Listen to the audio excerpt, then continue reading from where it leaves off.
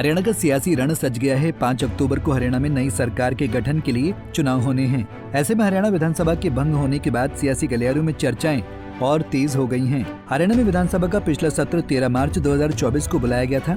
इसके बाद सरकार की तरफ से कई बार विधानसभा सत्र बुलाए जाने की बात कही गई, लेकिन इसे अमल में नहीं लाया जा सका। हरियाणा विधानसभा भंग करने को लेकर सीएम नायब सिंह सैनी की अध्यक्षता में कैबिनेट की हाल ही में बैठक हुई है। आखिर सवाल यही बनता है कि विधानसभा चुनाव में बीच में अचानक सरकार को कैबिनेट की बैठक बुलाने की जरूरत क्यों हुई? विधानसभा का सत्र नहीं बुलाए जाने की वजह से सरकार संवैधानिक संकट में फंसी है। कहा जा रहा है कि सरकार ने संकट से निपटने के लिए विधानसभा भंग करने का फैसला लिया है।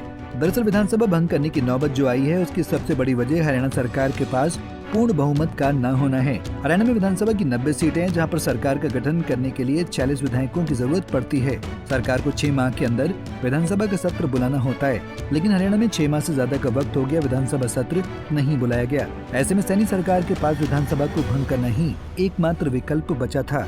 बता दें कि मार्च में बीजेपी और जेजेपी का गठबंधन टूट गया था, जिसकी वजह से सरकार पर संकट गहरा गया। वर्तमान में 2 और विधायक रणजीत चौटाला और लक्ष्मण नापा बीजेपी का दामन छोड़ चुके हैं, जबकि बीजेपी ने 15 विधायकों का टिकट काट दिया है। इसमें बीजेपी के 2 मंत्री भी शामिल हैं। सरकार अगर अभी विधानसभा का सत्र बुलाती है तो इन विधायकों की नाराजगी खुलकर सामने आ जाती है। इसलिए कहा जा रहा है कि सैनी सरकार ने सरकार को टुकड़े होने से बचाने के लिए विधानसभा भंग करने का फैसला लिया है। हरियाणा में कांग्रेस के नेता दीपेंद्र हुड्डा ने बीजेपी को जमकर घेरा है। उन्होंने कहा, देश के अंदर हालात बीजेपी के खिलाफ हो गए हैं। भाजपा सरकार अल्पमत में आ गई है। प्रदेश बदलाव चाहता है। प्रदेश के अंदर हालात मैं पहले ही बता रहा हूँ, पूर्णतः भाजपा के खिलाफ बन चुके हैं।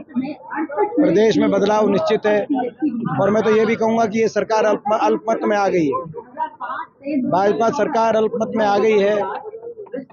जो इन्होंने 48 विधायकों की लिस्ट दी थी, उसमें से कुछ विधायकों के तो इस्तीफे हुए हैं क्योंकि वो लोकसभा चुनाव लड़ रहे हैं, और कुछ निर्दलीय विधायकों ने आज भाजपा से समर्थन वापस लेकर कांग्रेस पार्टी को समर्थन देने का काम किया है। ऐसे में अल्पमत के विधायक को कोई नैतिक अधिकार नहीं है। हरियाणा एकमात्र पहला राज्य बना है जहां सत्र न बुलाने की वजह से विधानसभा को भंग करना पड़ा।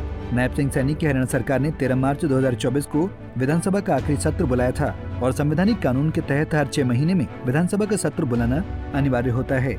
इसके तहत सरकार को 12 सितंबर 2024 से पहले विधानसभा सत्र बुलाना था, लेकिन ऐसा नहीं हो पाया। इसी को लेकर हरियाणा के आप प्रभारी सुशील गुप्ता ने जमकर बीजेपी पर हमला बोला और कहा कि राज्यपाल को तुरंत सरकार को खत्म कर देना चाहिए और तुरंत प्रभाव से चुनाव कराना चाहिए। हरियाणा की जनता अब बदलाव चाहती है। हरियाणा में अल्पमत के अंदर आ चुकी है। नैतिक आधार पर इनको इस्तीफा देना चाहिए। मैं हरियाणा के गवर्नर से अनुरोध करता हूं कि सरकार को तुरंत प्रभाव से बर्खास्त करें। यहाँ पे तुरंत प्रभाव से हरियाणा विधानसभा के चुनाव कराए जाए। जो बहुमत खो चुकी सरकार को अब मंत्री मुख्यमंत्री बने रहने का कोई हक नहीं बनता। चंद दिन पहले इन्होंने अपनी पोजीशन को देखते हुए अपनी हार को स्वीकार किया था, अपने मुख्यमंत्री को अपने उप मुख्यमंत्री को बदला था। एक ड्रामा रचा था गठबंधन को तोड़ने का बीजेपी और जेजेपी का।